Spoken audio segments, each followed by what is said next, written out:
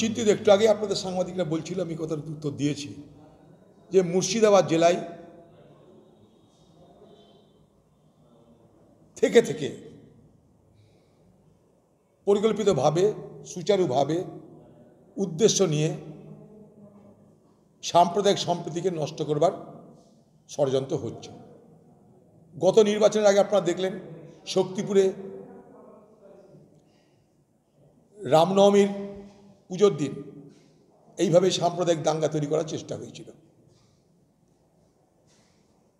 সেদিন আমি, যেহেতু নির্বাচন কমিশনারের ভোট হচ্ছিল, তাই কেন্দ্রীয় বাহিনী পাঠাতে আমার সুবিধা হয়েছিল। তুরন্ত মালদা থেকে, ব্যারাকপুর থেকে কেন্দ্রীয় ব্যাটালিয়ান পাঠিয়েছিলাম, কেন্দ্রীয় বাহিনী পাঠিয়েছিলাম, ব্যাপারটা শান্ত হয়েছিল।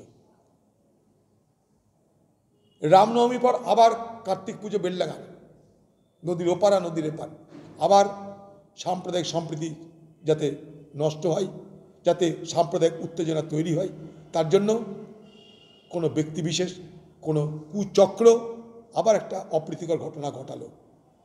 দেখুন, আমি আবার বলছি, কোনো মানুষ, সে যে ধর্মেরই হোক, যারা সাধারণ মানুষ, তারা কিন্তু কখনো সাম্প্রদায়িক উত্তেজনা পরিকল্পিত করতে চায় না। এগুলো ব্যক্তিবিশেষ, কোনো কুচক্র, কোনো অসৎ শক্তি এগুলো করছে, যাতে সাধারণ মানুষের মধ্যে ধর্মের নামে বিভাজন তৈরি হয়। ধর্ম ভিন্ন হতে পারে, আপনার ধর্ম আমার ধর্ম ভিন্ন হতে পারে, কিন্তু কখনো আপনার অধিকার নেই আমাকে আহত করার, আমারও কোনো অধিকার নেই আপনাকে আহত করার। আজকে আহত যদি হয় কেউ, তাহলে সেই উৎসব আর উৎসব থাকে না। সেই উৎসবে বিষ প্রবেশ করে, সেই উৎসবে আনন্দের জায়গায় নিরানন্দ প্রবেশ করে, সেই উৎসবে হর্ষের জায়গায় বিষাদ প্রবেশ করে। কাল থেকে ওটা বেলডাঙ্গার মানুষ আতঙ্কিত। একটা ব্যক্তি বা একটা ছোট চক্র কোনো পরিকল্পিতভাবে ষড়যন্ত্র করে অন্যায় করেছে, তার জন্যে গোটা উৎসবের বাতাবরণটা আজকে নষ্ট হতে চলেছে। এটার জন্যে সাধারণ মানুষের কোনো দায় নেই, সাধারণ মানুষের কোনো দোষ নেই। কার্তিক লড়াই ঐতিহ্য মণ্ডিত একটা অনুষ্ঠান বেলডাঙ্গার, হিন্দু মুসলমান সবাই মিলেমিশে সেই উৎসবের আনন্দ উপভোগ করে, হিন্দু মুসলমান সবাই মিলেমিশে।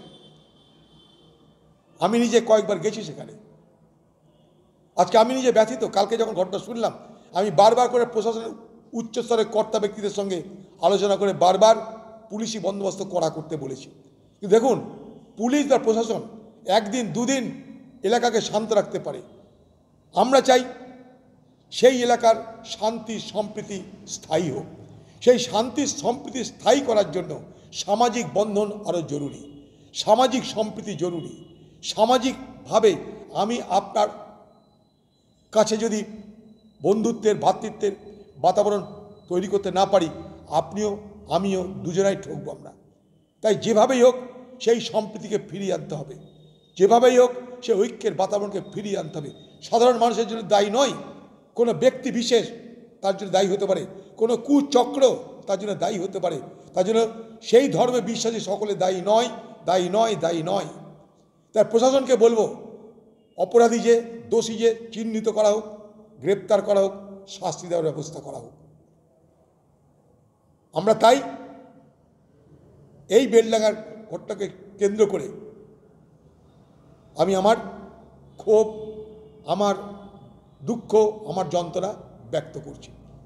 হাত জোর করে বলবো সকলকে, বেলডাঙ্গাবাসী হোক, মুর্শিদাবাদবাসী হোক, আমরা কখনো সাম্প্রদায়িক উত্তেজনায় কখনো মদত দেব না। এক, আমরা কখনো গুজবে কান দেব না। দুই, আমরা কখনো একে অপরের বিরুদ্ধে হিংসাশ্রয়ী হব না। এই তিন, এই কয়েকটা আবেদন আপনাদের কাছে করজোরে করছি আমি। সাম্প্রদায়িক সম্প্রীতি বজায় রাখুন, একের সঙ্গে অপরের সান্নিধ্য তৈরি করে বন্ধুত্বের বাতাবরণ, ভ্রাতৃত্বের বাতাবরণ বজায় রাখুন। উৎসব সকলের জন্য আনন্দের একটা মুহূর্ত। আমরা কালী পুজো করি, আমরা দুর্গা পুজো করি, আমরা ঈদ করি, বকরিদ করি, সব মিলেমিশে আমরা আনন্দ ভাগ করে নিই। কেন পারবো না আমরা? কেন অপশক্তির দ্বারা সৃষ্টি করা যে ষড়যন্ত্র, সেই ষড়যন্ত্রের দ্বারা আমরা শিকার হব কেন? একটা ব্যক্তি বিশেষ বা কোনো একটা কুচক্র কোনো অপরাধ করে আমাদের মধ্যে বিভাজনের বাতাবরণ তৈরি করতে চাইছে, আমরা কেন তার শিকার হব? আমরা তার শিকার হব না। আমাদের শুভবুদ্ধির দ্বারা সেই অপশক্তিকে আমরা পরাস্ত করব। আমি তাই হাত জোর করে বলছি, সাম্প্রদায়িক সম্প্রীতি, সাম্প্রদায়িক সম্প্রীতি, সাম্প্রদায়িক সম্প্রীতি বজায় রাখুন।